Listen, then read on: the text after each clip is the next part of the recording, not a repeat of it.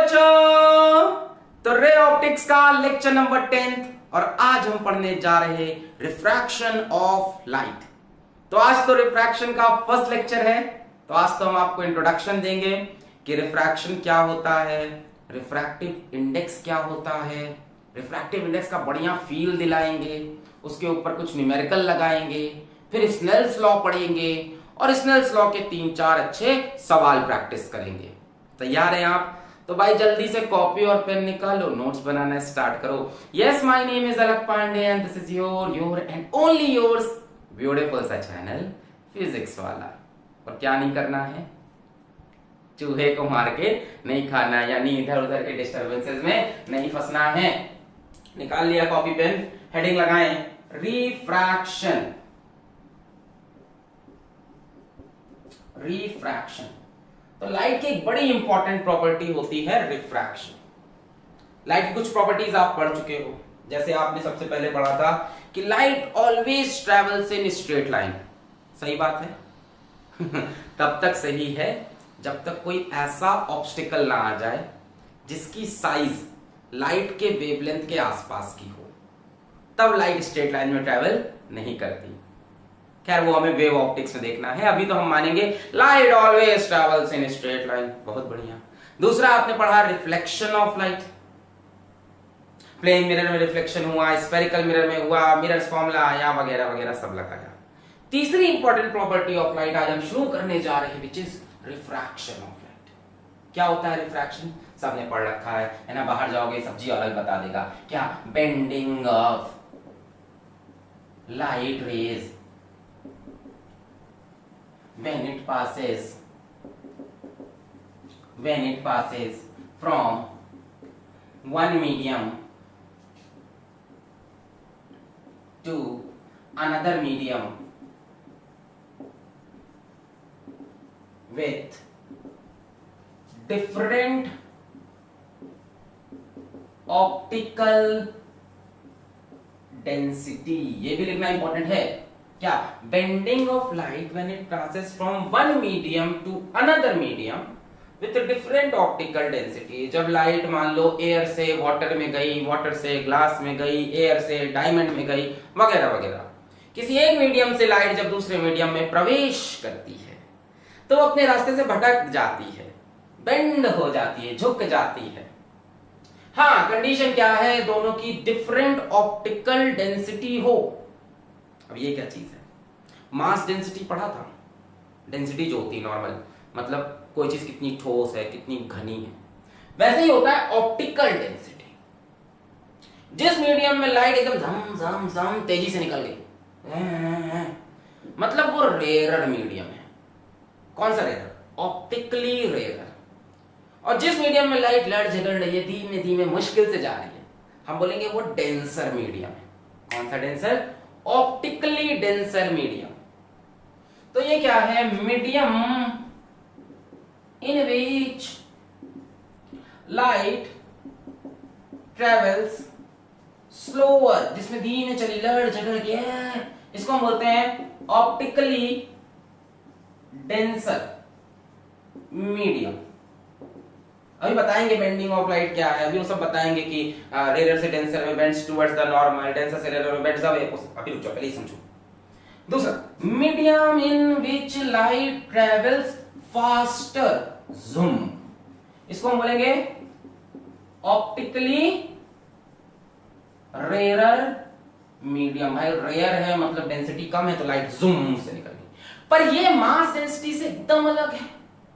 एकदम सोचना भी मत, मास डेंसिटी ये एकदम अलग कंसेप्ट है। इसका मास डेंसिटी से कोई लेना देना नहीं है।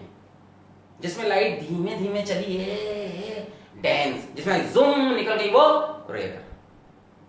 अब इसको हम सर मेजर कैसे करें, समझ में तो आ गया। तो इसको मेजर करने के लिए एक टर्म है, जैसे डेंसिटी के लिए हम लोग रो नहीं यूज करते हैं, मास बाय वॉल्यूम, वैसे इसको मेजर करने के लिए एक टर्म है, सुना हुआ है, टू मेजर ऑप्टिकल डेंसिटी।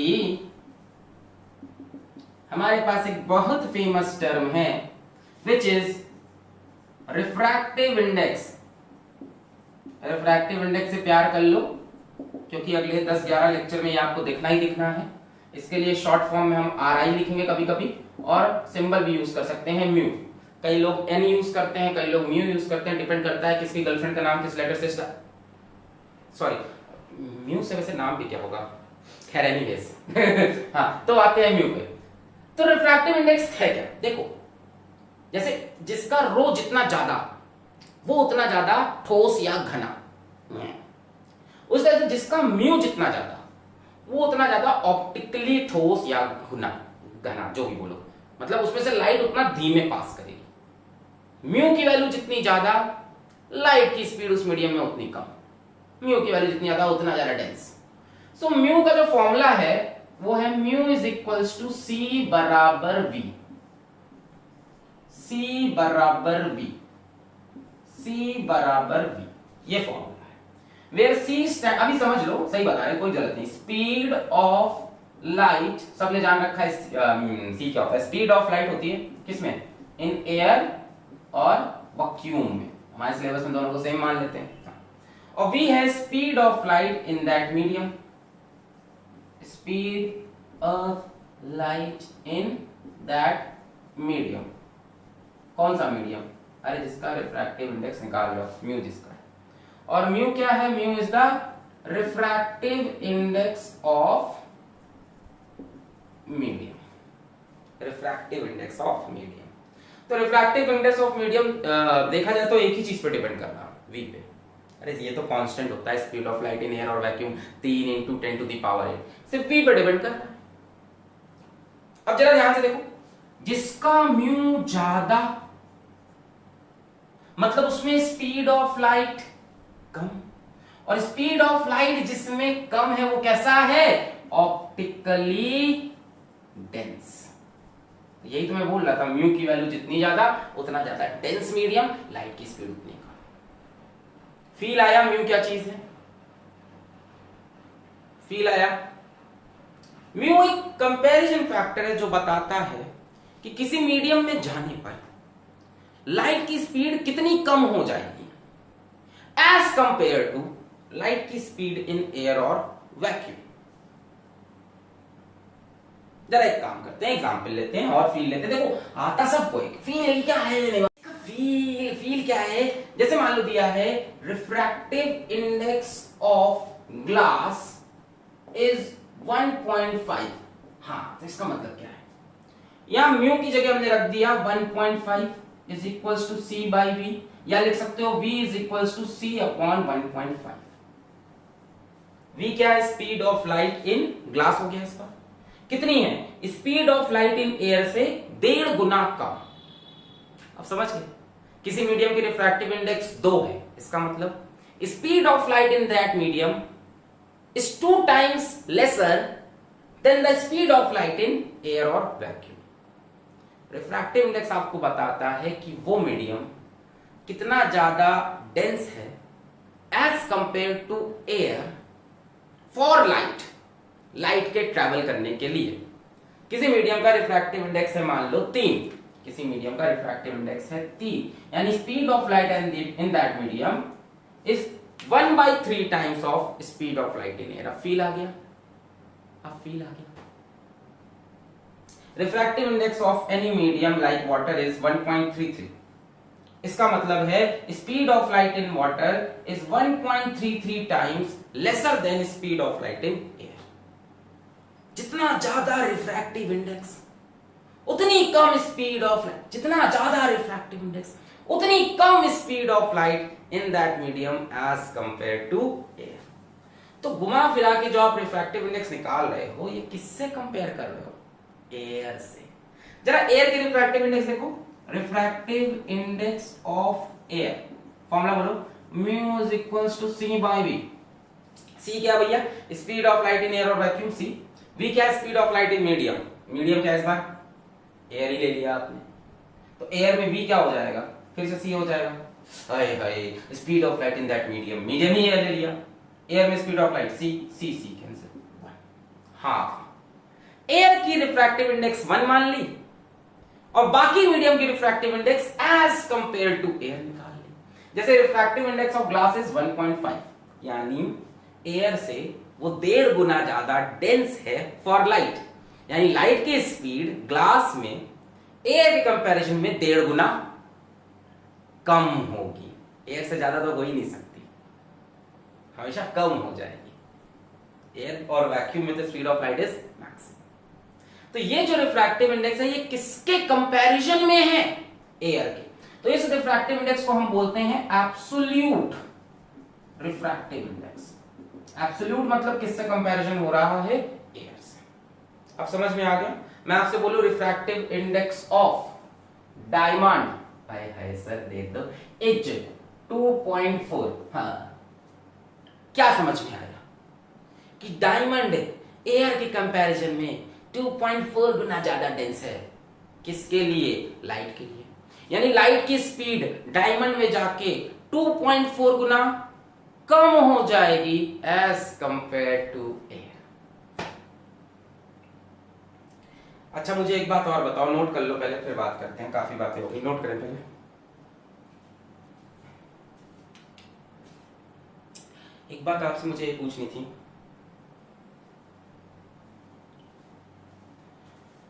कि इस म्यू की वैल्यू क्या कभी 1 से बड़ी हो 1 से छोटी हो सकती है? सोचो, जो c है वो हमेशा v से बड़ा होगा कि नहीं?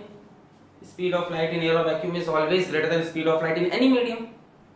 इससे ज्यादा तो v की वैल्यू, भाई स्पीड ऑफ लाइट c से ज्यादा कभी हो ही नहीं सकती है।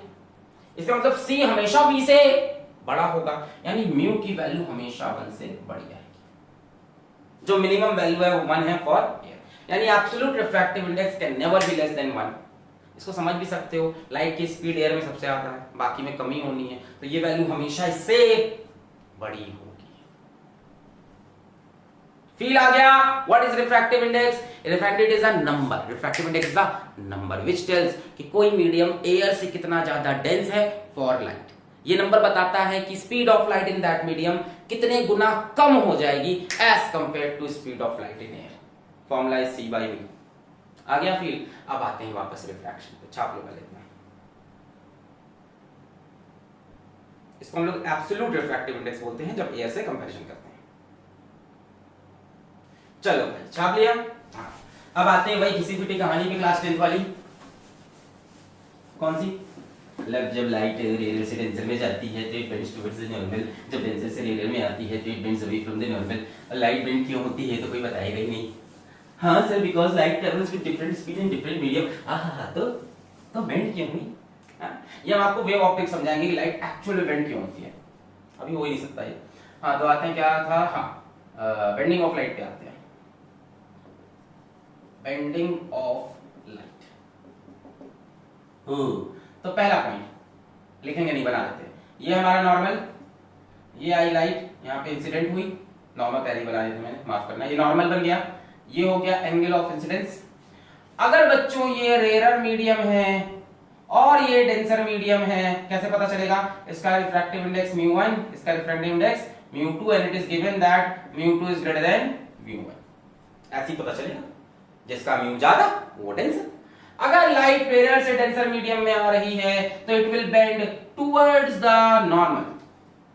देखो, ये लाइट ऐसे जाना चाहती थी, अगर मीडियम चेंज नहीं होता लाइट कैसे जाती? या कैसे भी जा सकती है। पर मीडियम चेंज हुआ और कैसा मीडियम आया? डेंसर। तो लाइट किधर बेंड होगी? नॉर्मल की तरफ। तो ऐसे जा सकती है, नॉर्मल की तरफ, तो नॉर्मल की तरफ, ऐसा जी, नॉर्मल की तरफ। तो light bends towards the normal, light bends towards the normal. अब ये बेंडिंग क्यों होती है, इसका रीजन किताब में लिखोगे, because light travels with different speed in different medium. तो भाई डिफरेंट स्पीड थी तो यहाँ चल लेती, धीमे चल लेती, मुड़ कहे गई, डिफरेंट स्पीड होती तो धीमे धीमे चल लेती डेंसर मीडियम में। तो ये चीज हम आपको वेव ऑप्टिक्स में बता पाएंगे। दूसरा पॉइंट, मैं ऐसे ही लिखूं, इसमें कंफर्टेबल हूं। दूसरा पॉइंट फिर से, अब की बार डेंसर से रेयर में आएगी, μ1, μ2 इज लेस देन μ1। भाई ये डेंसर, ये रेयर। अच्छा, पहले नॉर्मल पहले बनाते हैं, नॉर्मल बन गया, टक टक टक टक, ये आई इंसिडेंट है, ये हो गया एंगल ऑफ इंसिडेंस, ये एंगल ऑफ रिफ्रैक्शन, ये एंगल ऑफ इंसिडेंस। इस बार लाइट कहां से कहां जा रही? डेंसर से रेयर। अगर मीडियम चेंज ना होता अगर मीडियम चेंज ना होता तो लाइट ऐसे निकल जाती पर क्योंकि लाइट डेंसर से रेयर में आ रही तो it will bend away from normal, मतलब ऐसे जाने जाती थी पर नॉर्मल से अवे भाग गई ऐसे ये एंगल ऑफ रिफ्रैक्शन। लाइट किधर बेंड हुई? अवे फ्रॉम नॉर्मल, और यहाँ पे टुवर्ड्स द, देखो ये नॉर्मल है, लाइट कैसे जानी चाहिए थी? किधर बेंड हुई? Towards the normal. यहाँ पे ऐसे जानी चाहिए थी, ये नॉर्मल ऐसे जानी चाहिए थी,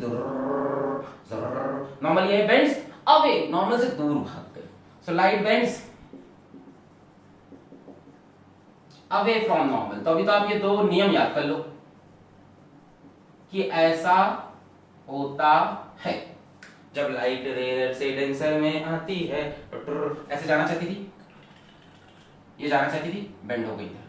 जब लाइट किधर बेंड हुई? Towards normal. जब डेंसर से रेयर में आती है ऐसे जाना चाहती थी, कहां बेंड हो गई? Away from the normal, normal से दूर भाग गई। ऐसे जाना चाहिए था पर नॉर्मल से दूर, ऐसे जाना चाहिए था पर नॉर्मल के तरफ। अच्छा, दो केसेस ऐसे हैं जिसमें लाइट बेंड नहीं होगी, दो केसेस ऐसे हैं जहां लाइट बेंड नहीं होगी। देख लिख लो, टू केसेज वेयर लाइट, खराब इंग्लिश लिखे, नो बेंड। ऐसी इंग्लिश में मेरे पास मेल आते हैं, मैसेज आते हैं। Two cases where light no bend. देखो पहला केस क्या है नॉर्मल इंसिडेंस का। ये दूसरा मीडियम है, दूसरा मीडियम है, डेफिनेटली इसका रिफ्रैक्टिव इंडेक्स μ1 है, μ2 है, दोनों डिफरेंट है। μ1 is not equal to μ, different है।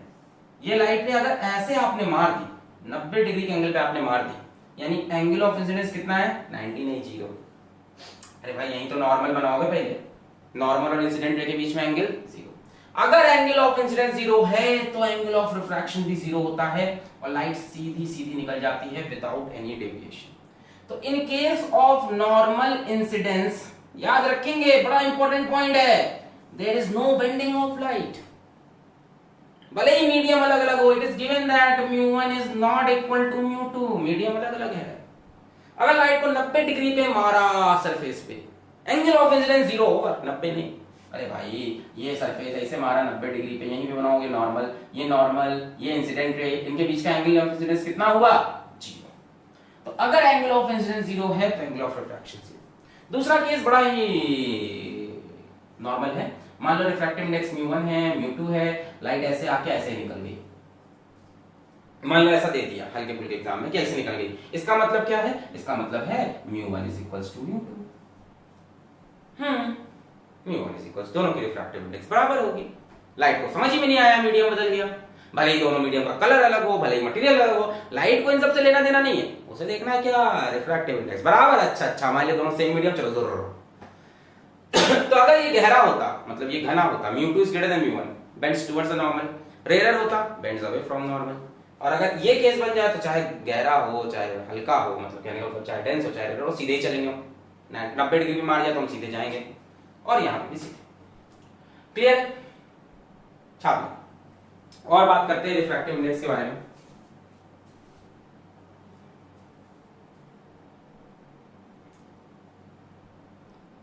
छाप लिया? ओके, मैं ये मिटा रहा हूं नीचे वाला। छाप लिया? ओके। अब जरा देखो, कुछ इंपॉर्टेंट बात आपसे हम करें। क्या? मान लो इस वाले को ले लेते हैं। मान लो यहाँ स्पीड ऑफ लाइट v1 है और यहाँ स्पीड ऑफ लाइट v2 है, अलग अलग मीडियम में अलग अलग है। यहाँ स्पीड ऑफ लाइट v1, यहाँ v2। अच्छा, अगर हम इसके लिए रिफ्रैक्टिव इंडेक्स का फॉर्मूला लिखें μ1 with respect to air, of course absolute, तो c अपॉन v1 बनेगा। उसी तरह से हम इसके लिए लिखें तो हम लिखेंगे μ2 is equals to c upon v2, speed of light in air upon speed of light in medium, refractive index. बहुत। अगर हम इससे इसको डिवाइड करते हैं, μ2 अपॉन μ1, बोलो क्या बनेगा? c by v1 upon c by v, sorry c by v2 upon c by v1, ये बनेगा। यानी μ2 अपॉन μ1 आएगा, c मर जाएगा, ये ऊपर ये नीचे, μ2 अपॉन μ1 आएगा v1 by v2। Refractive index is inversely proportional to velocity of light in that medium. ये पहले भी आप देख चुके हो, देखो दिख रहा है वही चीज यहाँ पे देखिए, mu2 upon mu1 is equals to v1 by v2। अब इसका एक नाम है, mu2 upon mu1 is called refractive index of second medium with respect to first medium। ऐसे लिखते हैं, क्या है ये, Ri of second medium with respect to first medium। लिखने का तरीका है mu of 2 with respect to 1, और इसका फॉर्मूला क्या हो गया, mu21। ऐसे लिखते हैं mu21, पहले मन इधर लिखा मुझे पता है बट तरीका है, mu21 पहले उधर फिर is equals to mu2 by mu1 is equals to v1 by v2, refractive index of second medium with respect to first. This is not absolute refractive index, ये दो मीडियम का कंपेयर करना start हो गया है, mu21। ठीक है, ये मिटा दें, नोट कर लिया, नोट कर लो, ओके।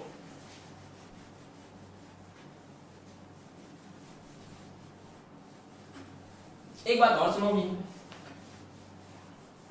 अच्छा आपको पता है कि ये जो v होता है, स्पीड ऑफ लाइट है, लाइट एक वेव है, इलेक्ट्रोमैग्नेटिक वेव है, क्या हम v is equals to F lambda लिखते थे।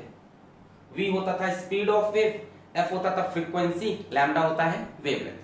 तो बच्चों जो v और लैम्डा होता है, जो v और लैम्डा होता है, ये दोनों चीज डिपेंड करती हैं मीडियम पे, डिपेंड्स ऑन मीडियम, मीडियम के हिसाब से चेंज होती है। मैंने क्लास 11th में वेव पढ़ाते हुए कई बार बताया। और बच्चों जो f होता है ये डिपेंड करता है सोर्स पे, जहां से वेव प्रोड्यूस हो रही है, किस मीडियम से पास कर रही है डजंट मैटर। हम मीडियम के हिसाब से फ्रीक्वेंसी अपनी चेंज नहीं करेंगे, फ्रीक्वेंसी जो बना रहा है वेव को वही डिसाइड करता है। हमने यहां से 1 सेकंड में 4 वेव बना के भेज दी, तो अब हर 1 सेकंड में 4 वेव ही आगे ट्रेवल करेंगी। एक बार 1 सेकंड में जितनी वेव बन गई उसी को बोलते हैं फ्रीक्वेंसी, वो रास्ते में नहीं बदल सकती। हमने 4 वेव बना के भेज दी, अब चाहे पानी से भेजे, चाहे हवा से भेजे, चाहे गधे से भेजे, घोड़े से भेजे, 4 ही जाएगी। यानी this depends upon source and these two depends upon medium. कहने का मतलब अगर इसी फॉर्मूले को हम एक्सटेंड करना चाहें, mu21 is equals to mu2 upon mu1 is equals to v1 by v2। अब v1 की जगह हम लिखेंगे f लैम्डा 1 और v2 की जगह f लैम्डा 2। भाई है तो लाइट ही ना, सेम लाइट है, एक मीडियम से दूसरे मीडियम, सेम लाइट है ना, एक मीडियम से दूसरे मीडियम में गई। तो यहां इसकी स्पीड v1, यहां v2, यहां वेवलेंथ लैम्डा 1, यहां लैम्डा 2, यहां फ्रीक्वेंसी f, यहां भी frequency f। Frequency medium change होने पे चेंज नहीं होती, सिर्फ सोर्स पे डिपेंड करती है। तो v1 की जगह f लैम्डा 1, v2 की जगह f लैम्डा 2, f से f मर गया और ये बन गया आपके पास एक फाइनल एक्सप्रेशन। इसमें से कुछ भी दिया हो, कुछ भी गायब हो, आपसे कुछ पूछे, मतलब कोई न्यूमेरिकल आ जाए तो आप कर सकते हैं। फॉर एग्जाम्पल मान लो हमसे कहा म्यू ऑफ लेट अस से water with respect to glass, तो आप क्या बोलोगे, mu of water upon mu of glass. आप क्या बोलोगे, speed of light in glass upon speed of light in water. यहाँ पे देखो उल्टा रिलेशन हो जाता है, mu21 mu2 by mu1 v1 by v2 is equals to lambda in glass upon lambda in water, wavelength of light in glass upon wavelength of light in water. Note करें इतना, ये हुआ रिफ्रैक्टिव इंडेक्स का कहानी। इस पे चाहे तो 1-2 हम आसान हलवा न्यूमेरिकल कर सकते हैं, करना है कर लेते हैं आपकी संतुष्टि के लिए। छाप लिया।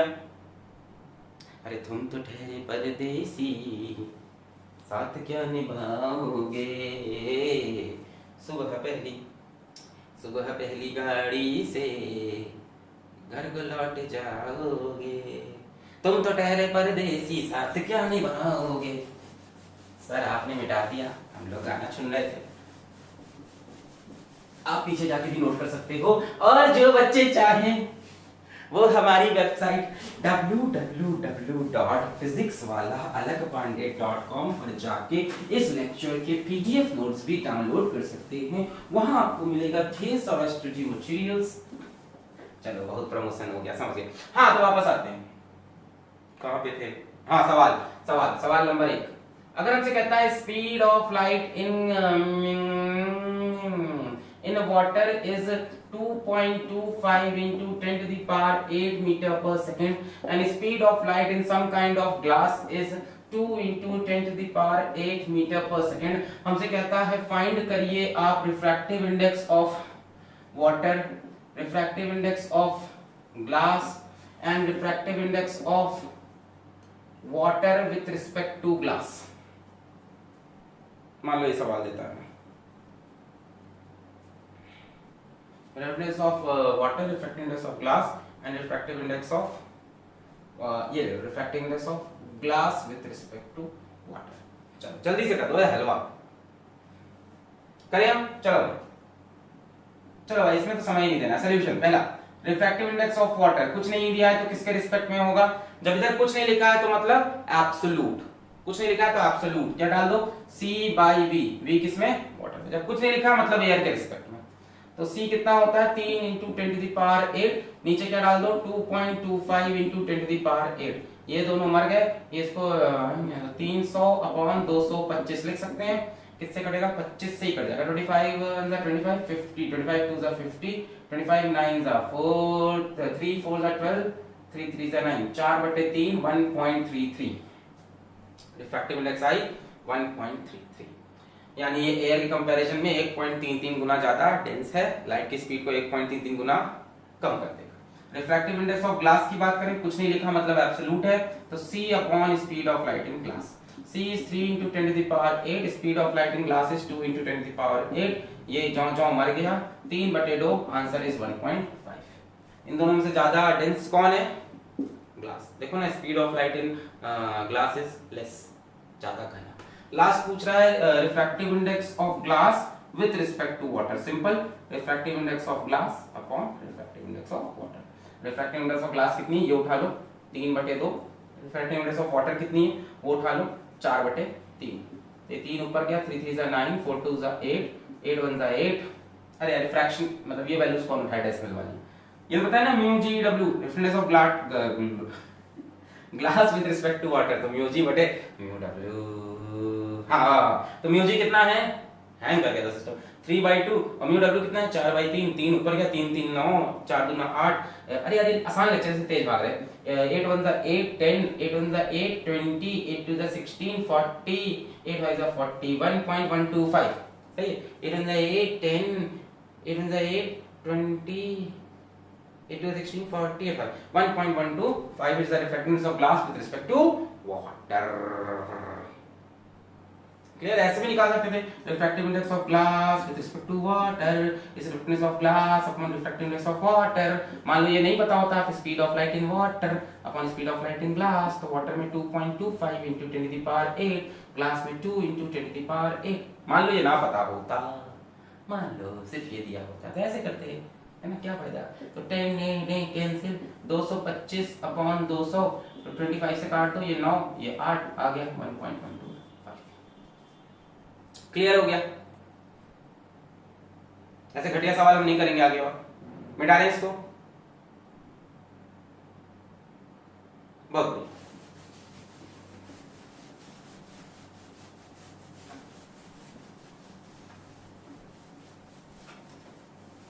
जाते हो तो चले जाना, एक और घटिया सवाल लगा के जाना। एक सवाल और देख लो, फिर चलते हैं स्नेल्स लॉ की तरफ। एक सवाल और देख लो, the wavelength of light of a particular light in air is 4800 angstrom। पूरा कौन लिखा है यार? The wavelength of a particular light in air, wavelength of a particular light in air is 4800 angstrom if refractive index of diamond is 2.4, find the wavelength of same light in diamond।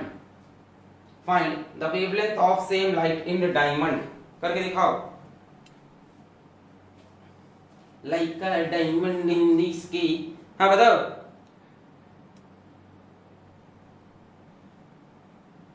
हो गया? बहुत आसान सवाल है, नहीं हो पाया, बहुत टफ लग रहा है। हो गया। रिफ्रैक्टिव इंडेक्स ऑफ डायमंड कितनी दी है? 2.4। किसके रिस्पेक्ट में? कुछ पता नहीं तो मतलब एयर के रिस्पेक्ट में। कुछ नहीं दिया मतलब एब्सोल्यूट। अच्छा, इसको क्या लिख सकते हो? Refractive index of diamond upon refractive index of air. इसको आप क्या लिख सकते हो? Speed of light in air upon speed of light in diamond. इसको आप क्या लिख सकते हो? Wavelength of light in air upon wavelength of light in diamond. अरे भाई यही तो बताया था इतनी देर पहले आपको हमने। μ21 is μ2 बराबर μ1 is equals to v1 बराबर v2 is equals to λ1 बराबर λ2। तो हमने कहा भाई डायमंड की दी है तो किसके रिस्पेक्ट में दी होगी? एयर के रिस्पेक्ट में। तो आप क्या लिख सकते हो?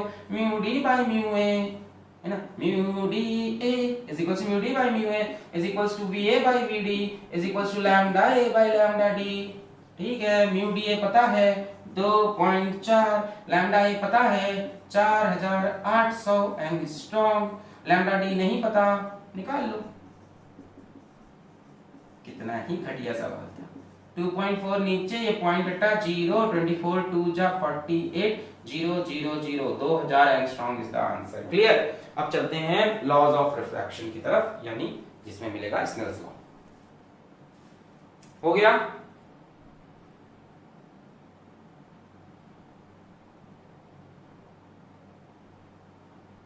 इतना सन्नाटा क्यों है भाई? चलो नेक्स्ट लिखें laws of refraction. Laws of refraction, laws of refraction, laws of refraction. तो पहला लॉ बड़ा सिंपल है रिफ्रैक्शन का, वही the incident ray comma normal and refracted ray lies in the same plane at the point of incidence। यहाँ पे reflection में भी पढ़ा था, क्या बोल रहे हैं हम? जैसे मान लो यहाँ पे रिफ्रैक्शन हो रहा, ये इंसिडेंट रे टंग टंग टंग टंग टंग टंग टंग टंग टंग टंग टंग टंग, ये नॉर्मल, ये रिफ्रैक्टेड रे।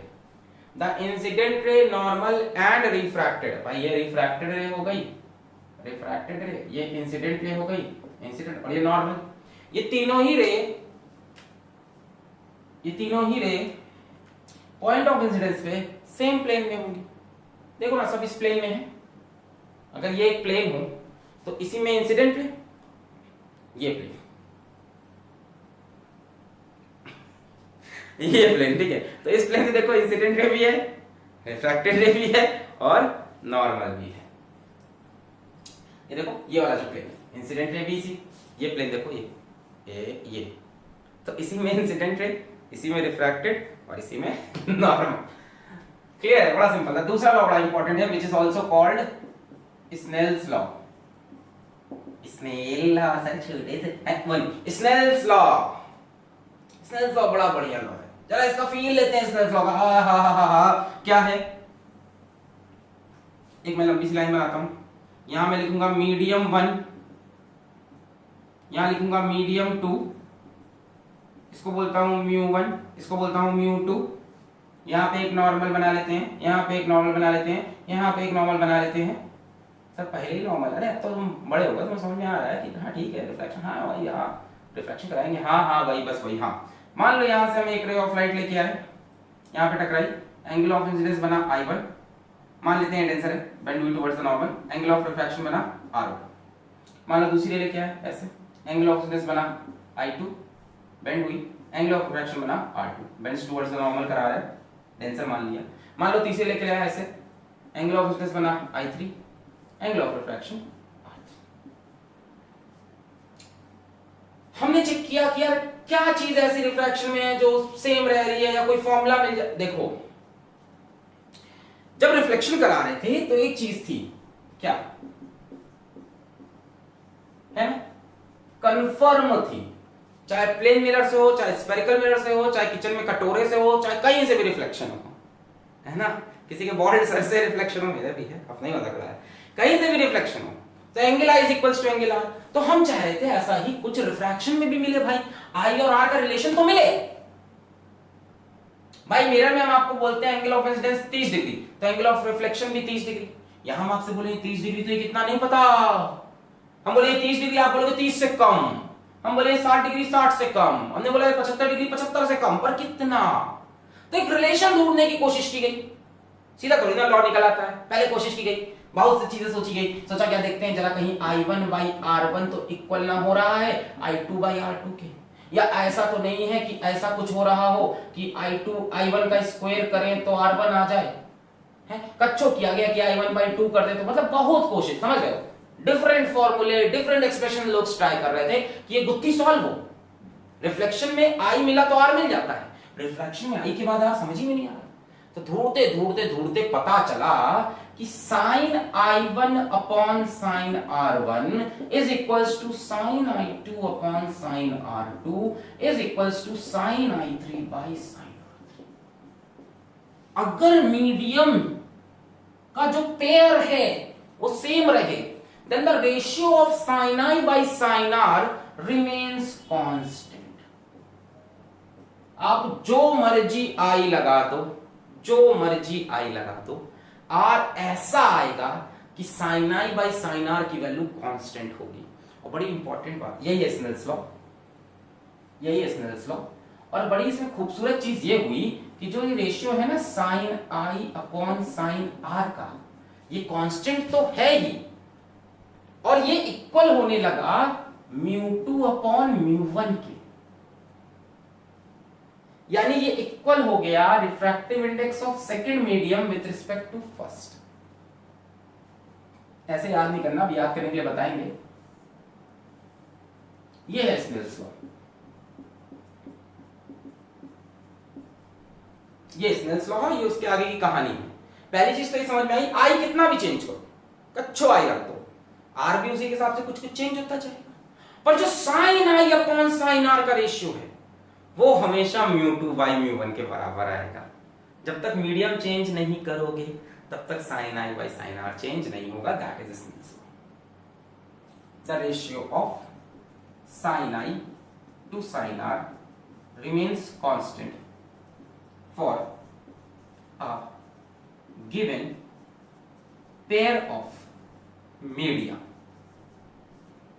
मीडियम मतलब दो medium plural, for a given pair of medium sin I by sin R is constant, that is equal to μ2 by μ1 also। अब इसको याद करने का तरीका समझो, ऊपर μ1 है नीचे μ2, ऊपर एंगल कितना है I1, जरा देखो क्या इसी को हम ऐसे ले सकते हैं, μ1 किधर लाओ, μ1 sin I is equals to μ2 sin R, ये आसान तरीका इसको याद रखने का। देखो देखो इधर ला μ1 sin I is equals to μ2 sin R, देखो μ1 sin I μ2 sin μ1 sin I1 μ2 sin R2, μ1 sin, समझ गए, मतलब यहां से यहां वाला एंगल उठा लो, यहां के साथ यहां वाला, μ1 sin I μ2 sin R बराबर। ऐसे याद करने से कोई दिक्कत होती है, चाहो तो ऐसे लिख लो, चाहो तो ऐसे, μ1 sin I is equals to μ2 sin R। सवाल करें, आओ सवाल करते हैं इसमें, चलिए मिटा दें इसको। अरे अभी सवाल कराएंगे एकदम फील हो जाएगा, टेंशन मत लो। चलो उस पे दो तीन अच्छे सवाल देख लो।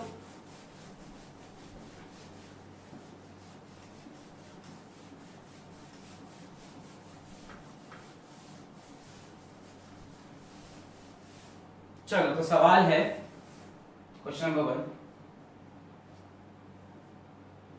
ये हमारे पास एयर है, ये हमारे पास कोई मीडियम है, इसका रिफ्रैक्टिव इंडेक्स 1 है, इसका रिफ्रैक्टिव इंडेक्स √3 है, ये एक रे ऑफ लाइट आई, ये नॉर्मल बना है, ये एंगल हमसे बोला 60 डिग्री है, ये लाइट बेंड हो गई, हमसे पूछा एंगल ऑफ रिफ्रैक्शन कितना होगा, find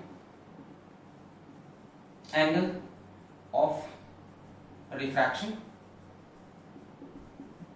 first, second, find the angle of deviation. सिखाते हैं, पहले आर निकालो अपने आप, फिर सिखाते हैं। Find angle of deviation also. पहले आर निकालो, बहुत आसान है,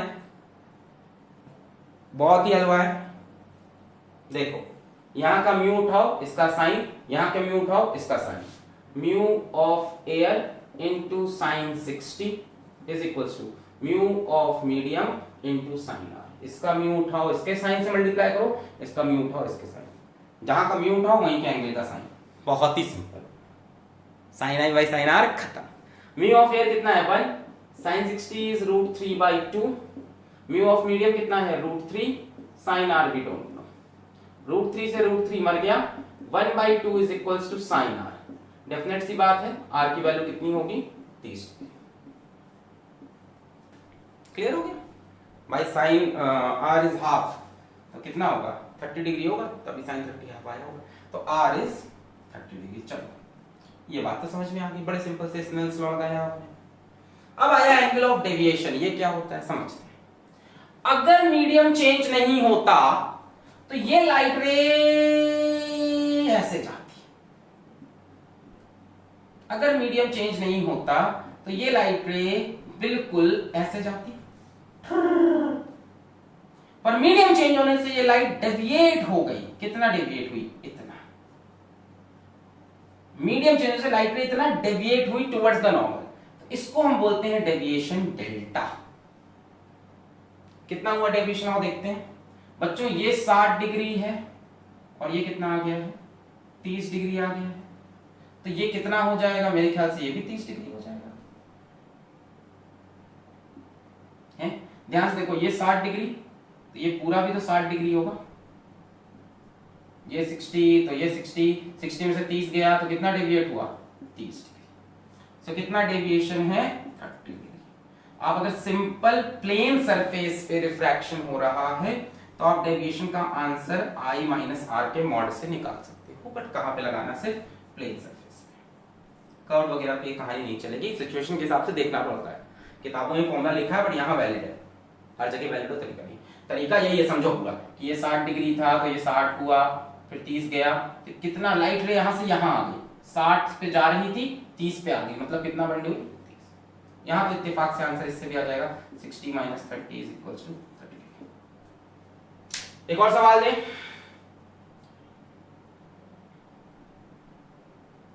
चलो नेक्स्ट क्वेश्चन।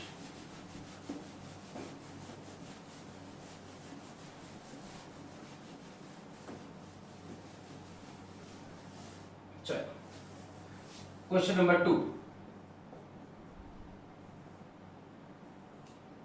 ये दोनों लाइन एक दूसरे के पैरेलल हैं, एक्चुअल में ये बाउंड्रीज हैं।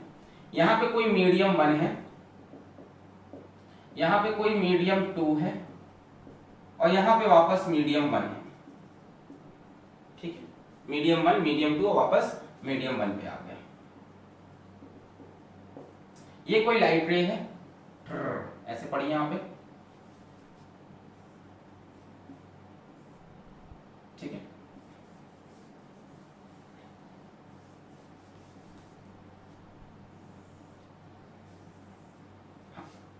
ये दोनों रेस, ये दोनों बाउंड्रीज, ये बाउंड्री है जो मीडियम 1 मीडियम 2 को सेपरेट करिए, बाउंड्री मीडियम 2 मीडियम 1 को सेपरेट करिए, ये दोनों पैरेलल है बाउंड्रीज।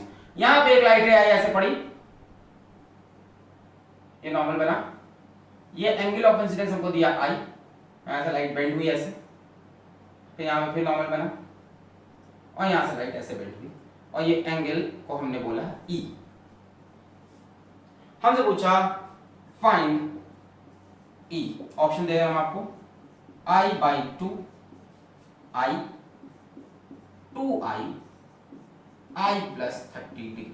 चलो बताओ, सोचो। फाइंड ई, ई क्या I/2 होगा या I होगा या 2I या I + 30। पॉज करके एक बार ट्राई करो। ये दोनों लाइंस पैरेलल हैं, भले देखने में पैरेलल ना बन पाई हो मुझसे, मुझे माफ कर देना, बट है parallel. These two lines are parallel, ये बनाते ही लाइन पैरेलल हो गई, चाहे जैसे भी बनाओ। बताओ भाई, पॉज करके ट्राई करो।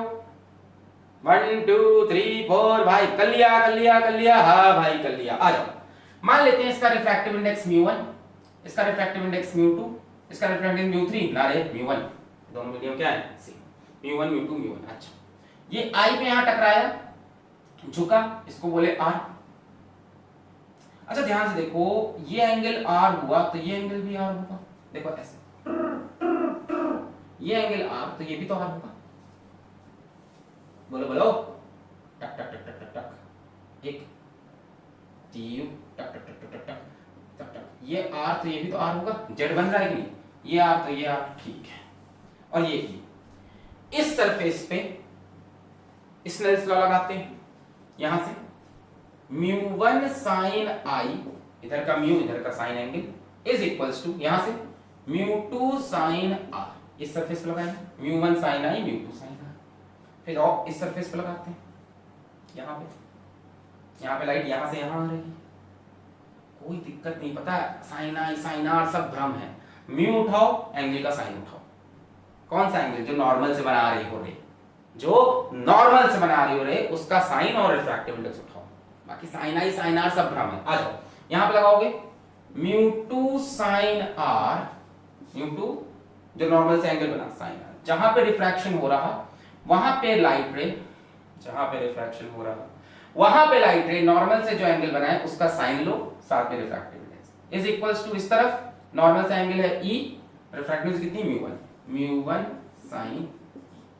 अब इन दोनों इक्वेशन को जरा ध्यान से देखो, μ1 sin I किसके इक्वल है, μ2 sin R के, और μ2 sin R भी किसके इक्वल है, μ1 sin E के। यानी इन दोनों को ध्यान से देखा जाए तो μ1 sin I इसके बराबर हो गया, अरे भाई ये भी इसके बराबर है, ये भी, ये टर्म देखो ना दोनों में सेम है कि नहीं, A is equals to B, B is equals to C, इसका मतलब A is equals to C, इसका मतलब μ1 sin I is equals to μ1 sin E, μ1 मर गया, sin I sin E के बराबर, तो I is equals to E। अब यहाँ पे एंगल 90 से तो छोटा ही होगा ना, हमें पता है, तो सीधा एक ही सोल्यूशन आएगा इसमें, ये मत कहना ट्रिग्नोमेट्रिक सोल्यूशन निकालेंगे हम लोग और भी आंसर होंगे, एक ही होगा यहाँ पे 90 से छोटा angle, I is equals to E, so option B is correct। तो जब पैरेलल सरफेस हो तब ये श्योर रहेगा कि I is equals to E, ऐसा आप ग्लास स्लैब में देखोगे होता हुआ। आया, यहां पे लगाओ आप law of Snell's law of reflection, यहां का म्यू उठाओ और नॉर्मल से बनने वाले एंगल का साइन, फिर यहां का म्यू नॉर्मल से बनने वाले एंगल का साइन, मैंने कहा ये R तो ये R, फिर सेम चीज यहां की mu into sin R, μ1 into sin, तो मैंने कहा कि μ2 sin R दोनों में सेम दिख रहा है, यानी ये इसके बराबर। चलिए तीसरा सवाल करते हैं, ये वाला आप खुद से करेंगे,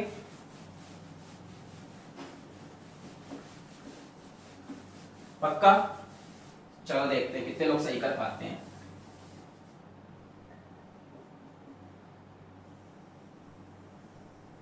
सर मैं तो फॉरवर्ड करके सही कर लेगा। हाँ मान लो ये कोई मीडियम है, बाहर एयर है, ये कोई मीडियम है, एयर का रिफ्रैक्टिव इंडेक्स 1 है, मीडियम का रिफ्रैक्टिव इंडेक्स √3 फिर से दिया है, लाइट रे ऐसे स्ट्राइक की, ये एंगल मान लो हमको दे रखा है 30 डिग्री, कितना दिया 30 डिग्री,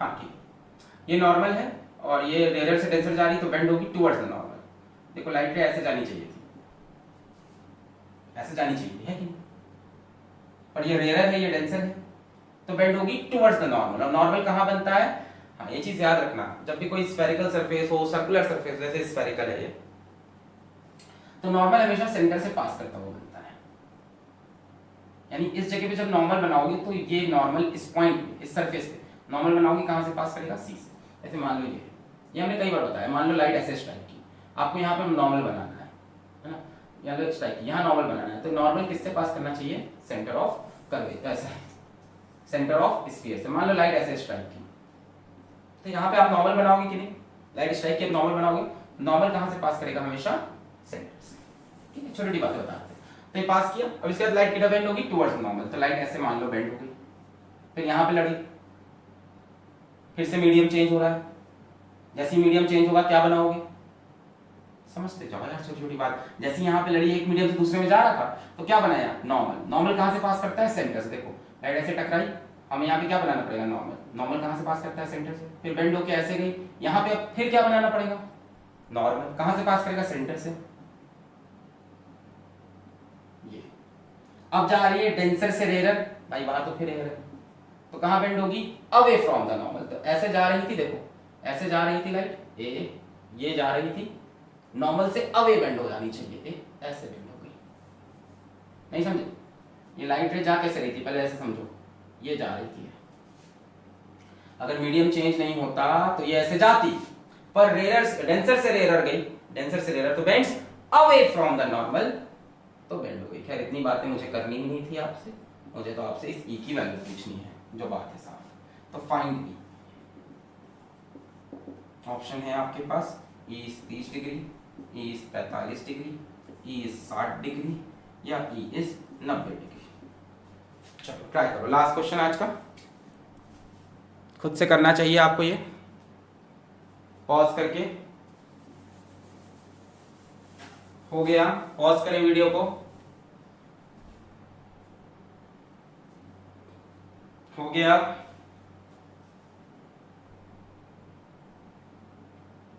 हो गया। चलिए मैं करने जा रहा, यहां पे लाइट लड़ी और ऐसे गई, ये क्या है, यहां का नॉर्मल है, यानी ये होगा एंगल ऑफ रिफ्रैक्शन, ठीक। फिर लाइट यहां पे जाके लड़ी, ये नॉर्मल है, ये एंगल ऑफ इंसिडेंस होगा इधर का, और ये एंगल ऑफ रिफ्रैक्शन है इस बार इस सरफेस पे। देखो तो क्या हमें क्या करना है, हमें तो म्यू और साइन चाहिए। ध्यान से देखो बच्चों, ये रेडियस तो ये भी रेडियस, ये जो नॉर्मल आपने बना रखा है भाई, ये सर्किल है, ये तो बनाया आपने, ये सर्किल का रेडियस तो ये भी सर्किल का रेडियस, ये दोनों साइड इक्वल, यानी ये एंगल बराबर होंगे। देखो ध्यान से, ये साइड और ये साइड इक्वल हो गई इस ट्रायंगल की, तो ये एंगल आर है तो ये भी तो आर करना पड़ेगा, ये एंगल भी आर हो गया। फील आया, हाँ उसको आई बोलना चाहिए, बट वो आर के बराबर आर लिख दिया है, क्या दिक्कत है। ये ट्रायंगल दिख रहा है, इसमें ये साइड भी रेडियस के बराबर, ये भी रेडियस के बराबर, तो ये आर तो ये भी आर। खत्म हो गया क्वेश्चन। आ जाओ यहां पे लगाओ Snell's law, mu of air into sine 30 is equals to mu of medium into sine are.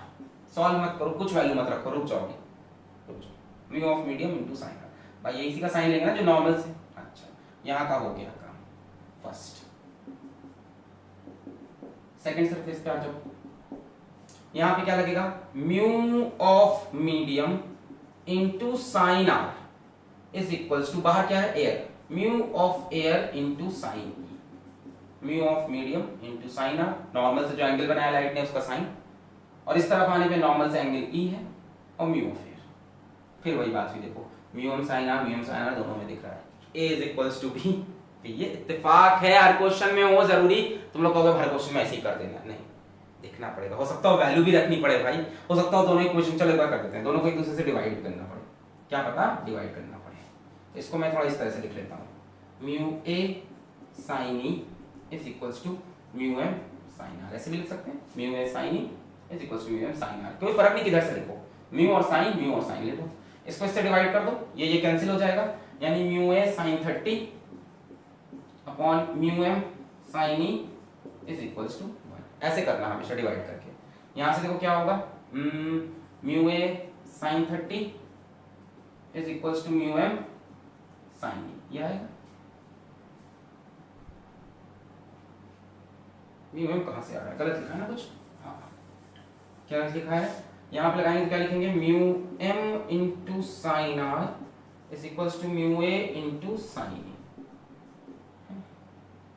तो अगर इसको हम उल्टा करके लिखें तो ये लिखेंगे, mu a into sine e is equals to mu m into sine r. से अब डिवाइड करो, क्या आएगा, म्यू ए साइन 30, थोड़ा मैं टाइम ज्यादा खा लिया मुझे पता है, mu a sine e is equals to 1, ये कैंसिल हो गया, sine 30 is equals to sine e, answer फिर से इस बार क्या है, इज इक्वल्स टू 30 डिग्री। पर हमेशा ऐसा हो जरूरी नहीं, इत्तेफाक से दो क्वेश्चन ऐसे बने। तो यहाँ पे ये बेसिक स्नेल्स लॉ होता है समाप्त। अगले वीडियो लेक्चर में हम लेके आ रहे हैं real depth and apparent depth का बहुत ही डिटेल्ड कॉन्सेप्ट। तब तक पढ़ाई करते रहो, ऑल द वेरी बेस्ट।